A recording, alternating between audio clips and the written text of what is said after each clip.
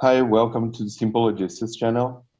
So today we are going to discuss about work teams, especially logistics, work teams. I'm going to give you a few tips how to assemble the best possible team, to achieve good efficiency, to achieve high performance. So the first thing that I advise is to make like blind hiring. So sometimes when people kind of interview their prospect employees, they tend to hire somebody who has the same background, who studied at the same college or something like that. This is not good for making a diverse team. A team can only be efficient and achieve high performance if it has diversity. Diversity will bring creativity. We'll have people with different backgrounds looking at the same problems from different angles.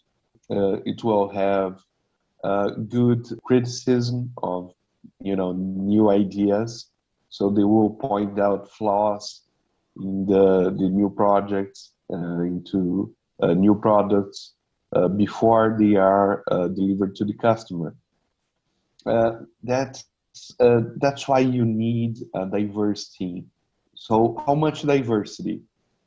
As much as possible. So that's why I advise for blind hiring, without even seeing or without even interviewing prospect employees, just reviewing the resume.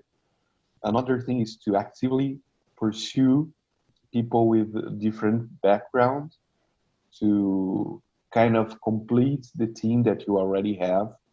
If you see that your team doesn't have enough women, then you can actively consider hiring or contracting women for the team. If your team doesn't have a person of color, you can consider actively pursuing hiring a person of color to complete your team, to make it more diverse. Also, it's important to have a good working atmosphere with a lot of respect, tolerance.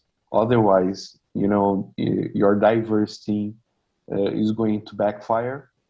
People are not going to feel appreciated. They are not going to feel that they have a voice, they have an opinion in your company, in your team, and the whole thing will work backwards.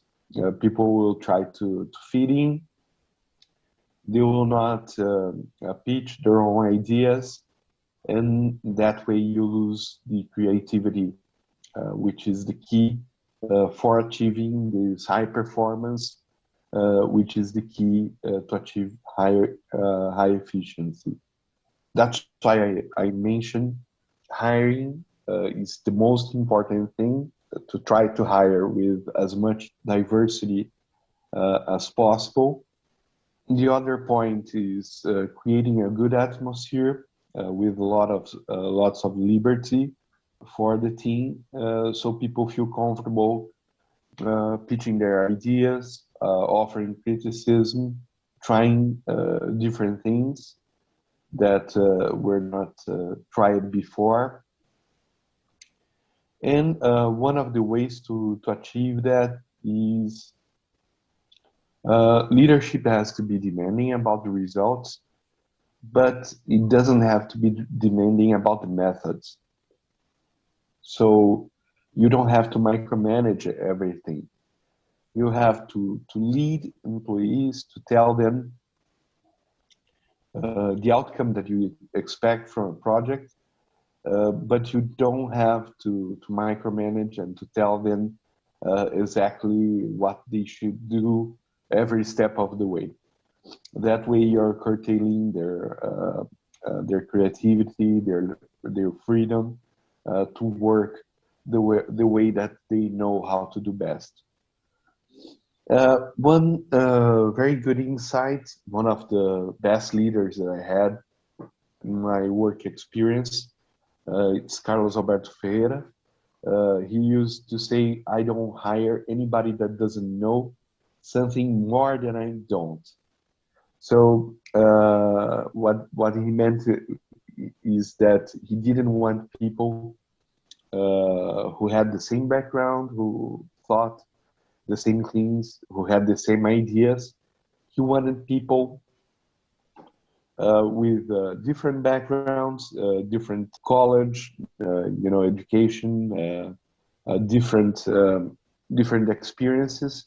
They always have something, a skill that is different. So you have a different skill set for each person in your team. This is the most important thing. It's important for the leader to recognize which skills are which worker, so you can give the task to the worker that has the better skill set to solve that problem. That's also important to have a high performance team. So these were my ideas for team building. I'm going to make more videos about this also over the time, but this is a pretty good start.